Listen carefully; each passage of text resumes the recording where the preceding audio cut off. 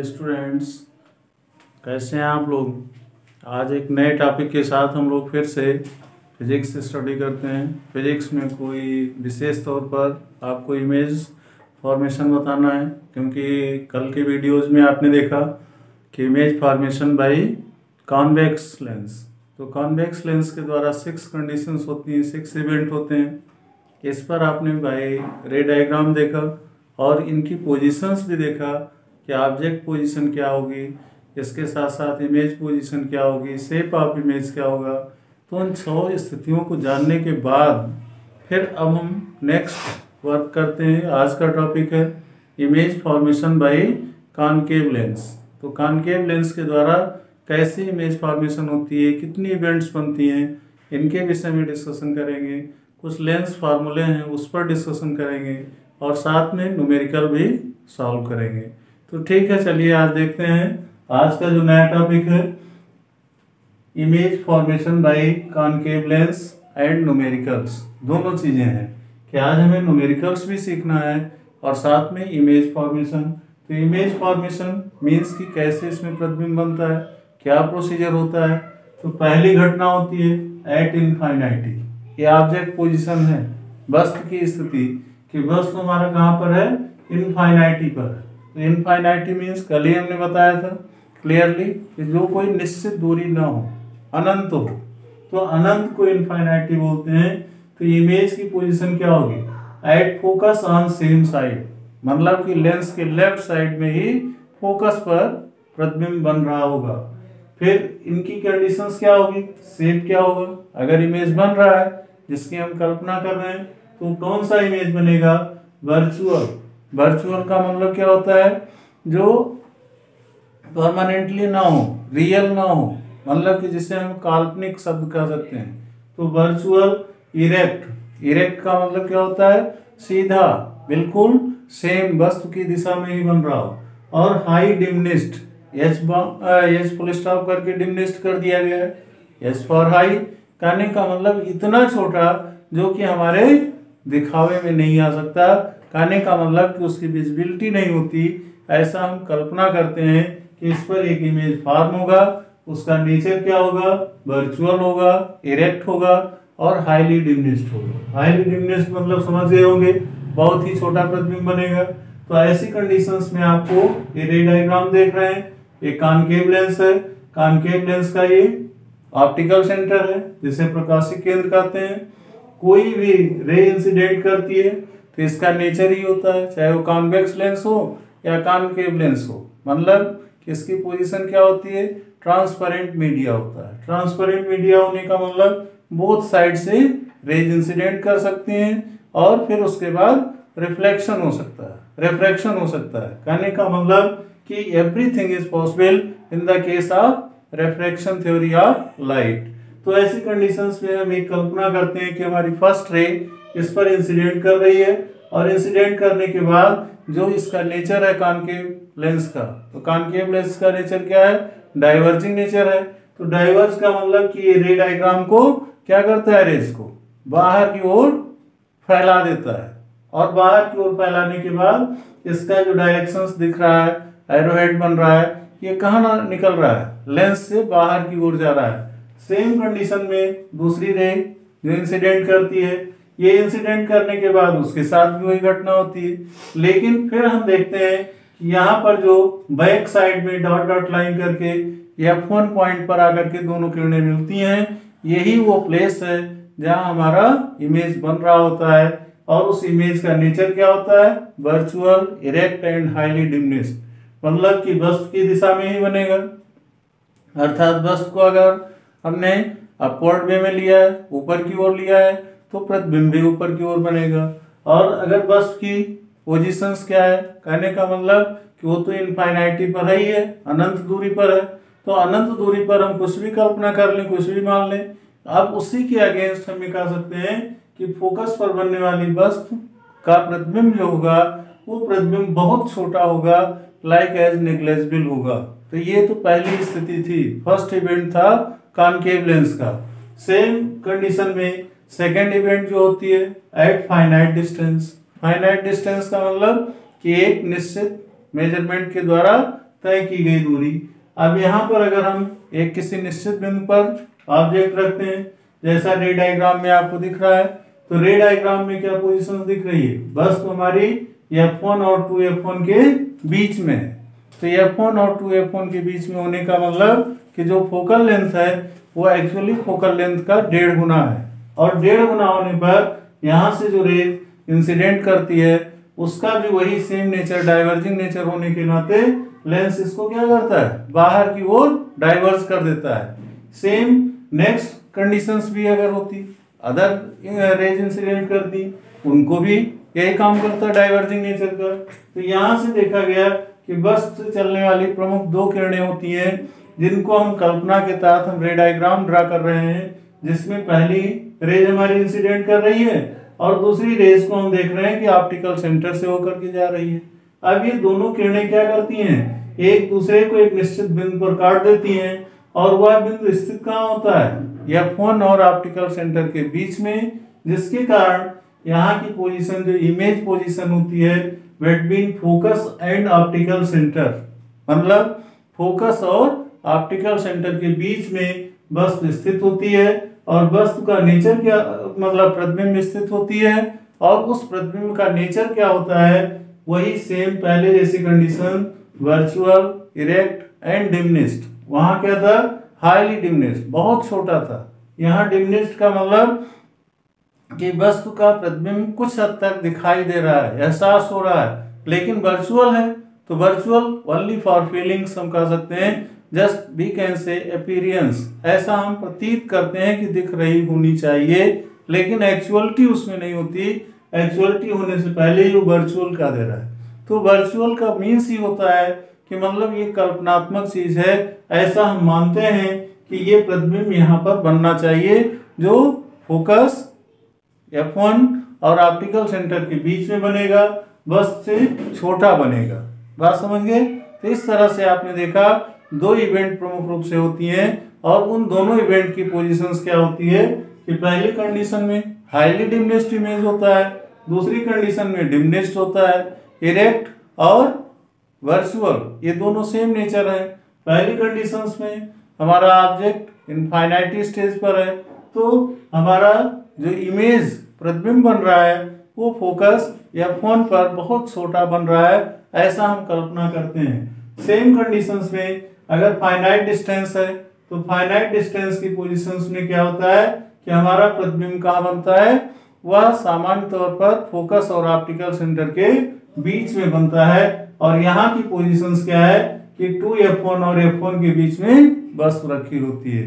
यहाँ की भी पोजीशन जो पहले कंपैरिजन में आपने सुना कि वर्चुअल, और वर्चुअल के साथ साथ इरेक्ट, इरेक्ट के साथ डिमिनिश्ड होता है। तो इसी 2 इवेंट के साथ image formation of convex lens और कॉनकेव लेंस यहीं पर समाप्त होता है। अब इसके बाद हम समरी करते हैं, न्यूमेरिकल बेस पर आते हैं। तो जाहिर सी बात है, न्यूमेरिकल में आप जानते हैं कि कोई भी न्यूमेरिकल सॉल्व करने के लिए पहला स्टेप क्या होता है, फार्मूले लर्न होने चाहिए। अगर हमारे पास फार्मूले नहीं है तो हम कोई न्यूमेरिकल नहीं कर सकते हैं, और फार्मूला भी लर्न हो तब भी आपको 2 क्वेश्चंस बार बार हिट करना होगा कि what is given in the question and what is required in the question, कि क्वेश्चन में क्या दिया गया है, कौन सी फिजिकल क्वांटिटीज दी गई है और कौन सी नहीं दी गई है। जो दी गई है उसके माध्यम से हम लक्ष्य को क्या अचीव कर सकते हैं, इसी का वेरिफिकेशन होता है सॉल्विंग द न्यूमेरिकल। अब सॉल्विंग द न्यूमेरिकल के लिए पहले हम फार्मूलों की लिस्ट देख लेते हैं। पहला फार्मूला हमारा क्या होता है, लेंस फार्मूले में जो सामान्य तौर पर लेंस फार्मूला के नाम से जाना जाता है, 1/b - 1/u = 1/f। मिरर के केस में आपने देखा v क्या होता है, मतलब कि image distance from the lens, u क्या होता है, ये object distance from the lens, f क्या होता है, फोकल लेंथ होता है। तो ये तो आप पहले से हैं, कंफर्म है। अंतर क्या होता है, मिरर के केस में 1/b + 1/u होता है, जबकि लेंस के केस में 1/b - 1/u = 1/f होता है। एक और बहुत ही अच्छी इंफॉर्मेशन आपको हम दे रहे हैं, कोई इंफॉर्मेशन क्या है, f = पॉजिटिव। अगर f की वैल्यू क्या हो, धनात्मक हो, तो लेंस कौन सा हो सकता है? कॉन्वेक्स लेंस होगा। अगर सपोज कीजिए आपकी वैल्यू कैलकुलेशन में आपकी नेगेटिव वैल्यू आ रही है तो आप तुरंत इसको कह सकते हैं कि ये लेंस का नेचर क्या है, वो कॉनकेव लेंस है। तो ये दो चीजें बहुत गौर करने की चीजें होती हैं, क्योंकि आप सामान्य तौर पर देखते हैं चाहे मिरर का केस हो चाहे लेंस का केस हो, इसमें जब हम साइन वेरिफिकेशन करते हैं या साइन सिग्निफिकेंस की बात करते हैं तो ऑब्जेक्ट डिस्टेंस जो होती है चाहे वो मिरर से हो या लेंस से हो, दोनों कंडीशंस में यू की वैल्यू ऑलवेज निगेटिव होती है, चाहे वो कॉन्वेक्स लेंस हो या कॉनकेव लेंस हो। इसी तरह से चाहे वो कॉनकेव मिरर हो या कॉन्वेक्स मिरर हो। तो कहने का मीन्स ये हुआ कि यहाँ पर आपका कॉन्सेप्ट क्लियर होना बहुत जरूरी है। दूसरा फॉर्मूला है magnification of lens. Magnification of lens आज की डेट में सबसे आवश्यक चीज होती जा रही है। मैग्निफिकेशन का मतलब होता है आवर्धन, और आवर्धन का मतलब ये होता है हाईली एटीट्यूड्स के द्वारा हम ज़्यादा से ज़्यादा चीज़ें पाना चाहते हैं। जैसे आज की थीम्स हम लोगों की है क्या, चीप एंड बेस्ट, सस्ता भी हो और अच्छा भी हो। सुपरलेटिव डिग्री में आप जानते हैं गुड बेटर बेस्ट, तो अब उससे बेटर की कल्पना कोई हो ही नहीं सकती, बेस्ट तो पहले से आ गया। तो ऐसी कंडीशंस में हम कहते हैं मैग्निफिकेशन ऑफ लेंस में m is equal to h1/h2। h1/h2 क्या है, height of image upon height of object, मतलब कि प्रतिबिंब की गहराई या ऊंचाई, इसी तरह से वस्तु की ऊंचाई। कहने का मतलब कि सामान्य शब्दों में हम कह दें तो वस्तु की लंबाई और प्रतिबिंब की लंबाई का अनुपात मैग्निफिकेशन होता है या आवर्धन क्षमता होती है। चाहे हम इसको h1/h2 से टैली करावें, अदरवाइज v/u से टैली करावें। v और u से कराते हैं तो बात थोड़ा और क्लियर हो जाती है। v का मतलब क्या हो गया, प्रतिबिंब की लंबाई, और u का मतलब क्या हो गया, वस्तु की लंबाई। तो सेम कंडीशंस में यहाँ भी दो चीजें होती हैं। सपोज कीजिए कि आपका मैग्निफिकेशन क्या आ रहा है, पॉजिटिव आ रहा है, m की वैल्यू धनात्मक आ रही है, तो आप समझ जाइए तुरंत कि जो हमारा नेचर ऑफ इमेज है वो क्या होगा, वर्चुअल होगा, काल्पनिक होगा। अगर ये चीज निगेटिव आ रही है तो निगेटिव आने का मतलब रियल इमेज होगी। रियल इमेज का मतलब आप समझ गए कि वह प्रतिबिंब हमें स्पष्ट तौर पर दिखाई देगा। तो दोनों के साथ ये बहुत ही इंपॉर्टेंट चीजें थी कि पॉजिटिव और निगेटिव नेचर का क्या फर्क पड़ता है in the case of lens formula and in the case of magnification of lens. अब नेक्स्ट की बात करते हैं, पावर ऑफ कॉम्बिनेशन या पावर ऑफ लेंस की बात करते हैं। पावर ऑफ लेंस क्या होता है? पावर ऑफ लेंस सामान्य तौर पर आप सभी लोग जानते हैं, देखते भी हैं, आज फैशन की दृष्टि से भी देखते हैं कि हर कोई बच्चा न्यू जनरेशन में चश्मा लगाना पसंद करता है। लगता है कि चश्मे से उसको कुछ खूबसूरती ज़्यादा आ जाती है।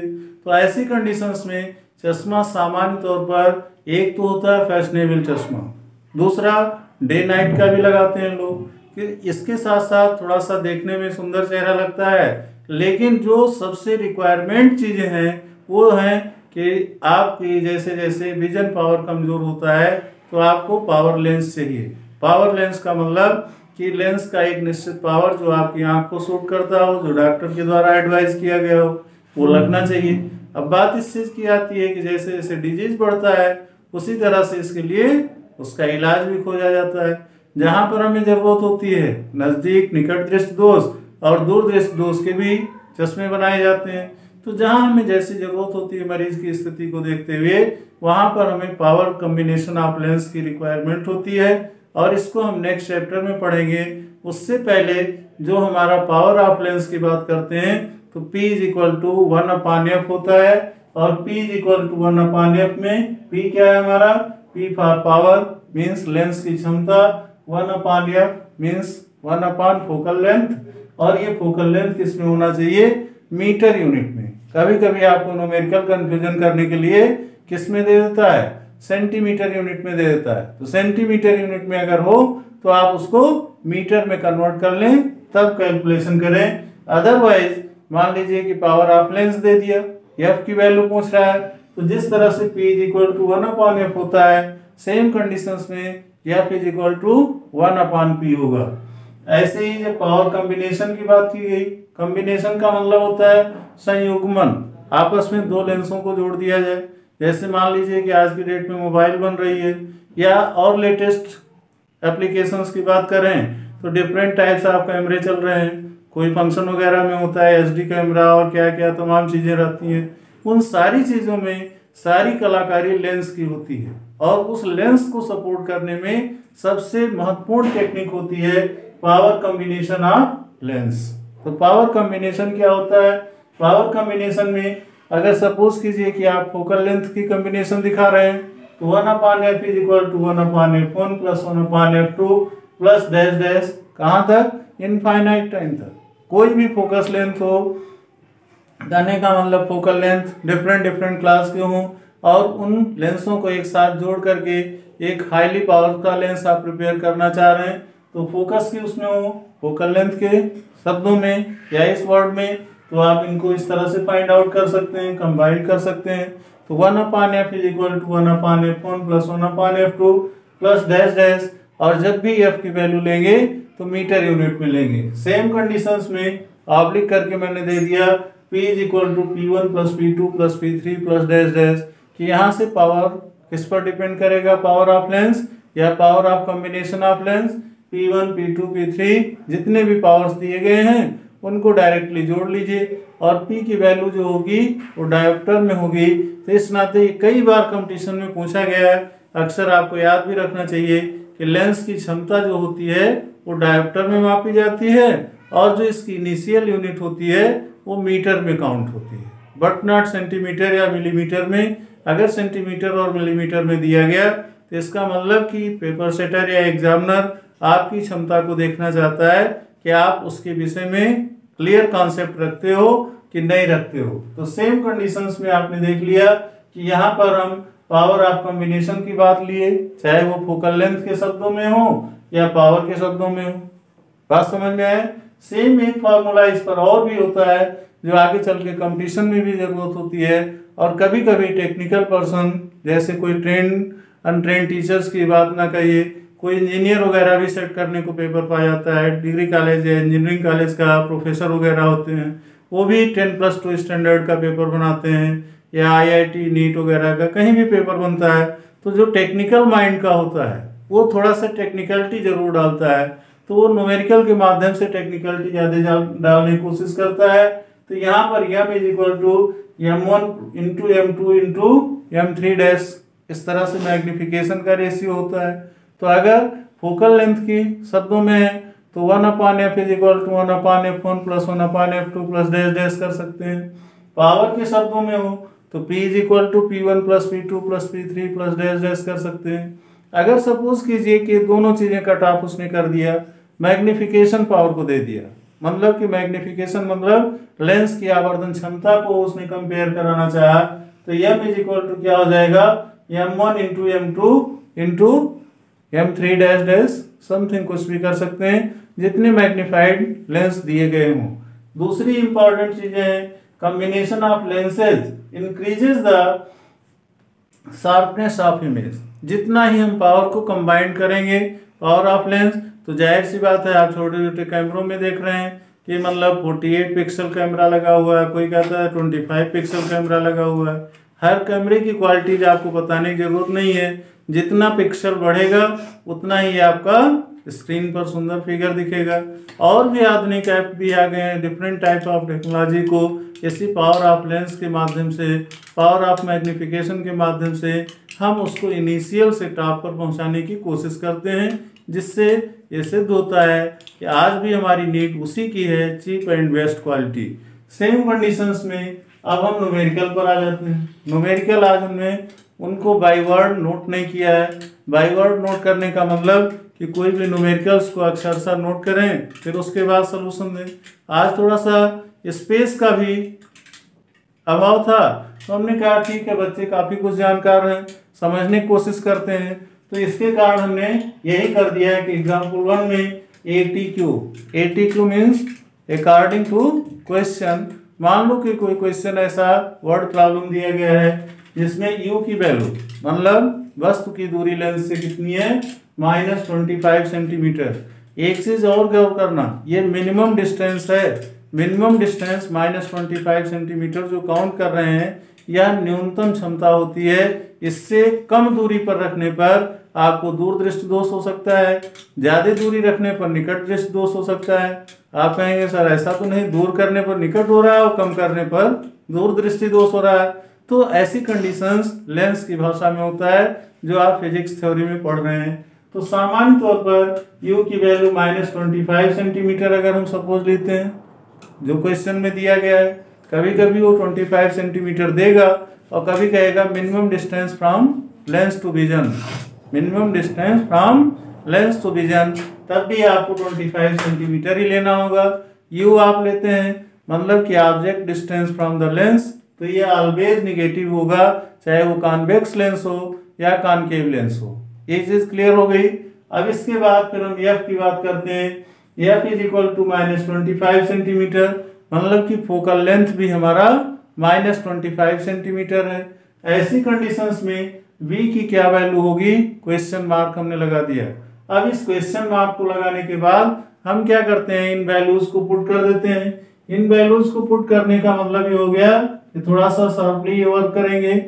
1/b का मतलब b हमें मालूम नहीं है, -1/u मीन्स -25 हो गया, और इक्वल टू 1/f, 1/f की वैल्यू 1/-25 है। अब देख रहे हैं कि हर जगह माइनस माइनस का झगड़ा है, यहाँ पर हम माइनस माइनस से मल्टीप्लाई कर देते हैं तो प्लस हो जाता है।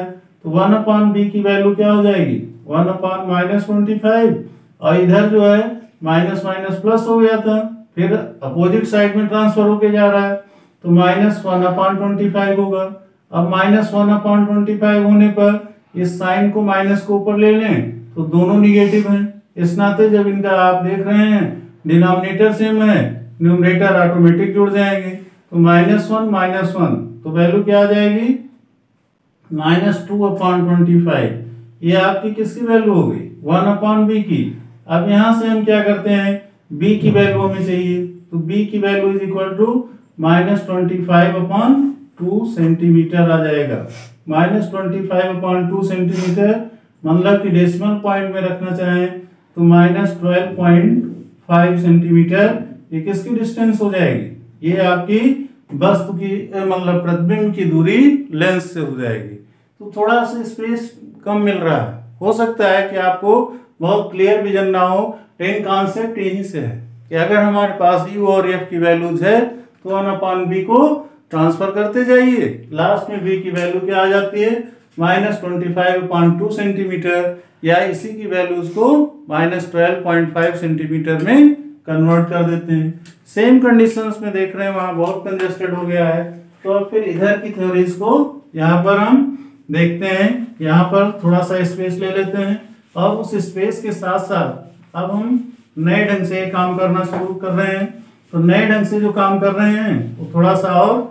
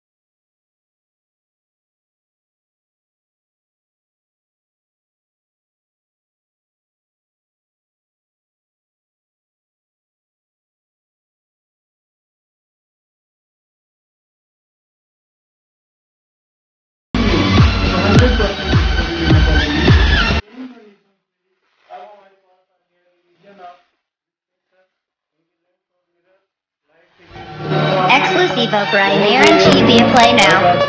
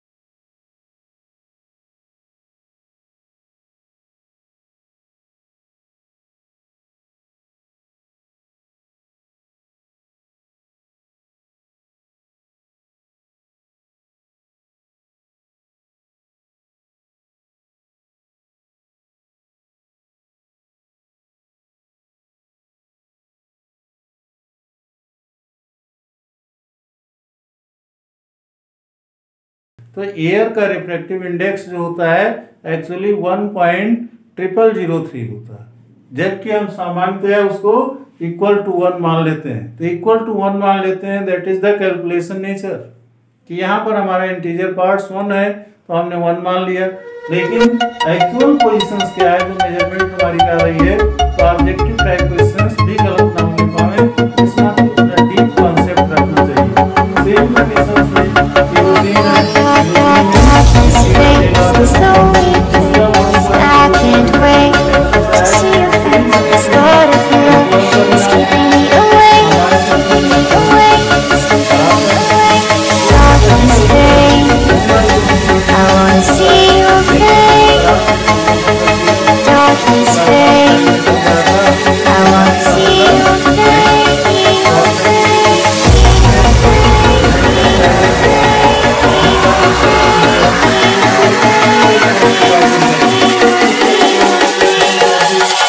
refractive index 1.36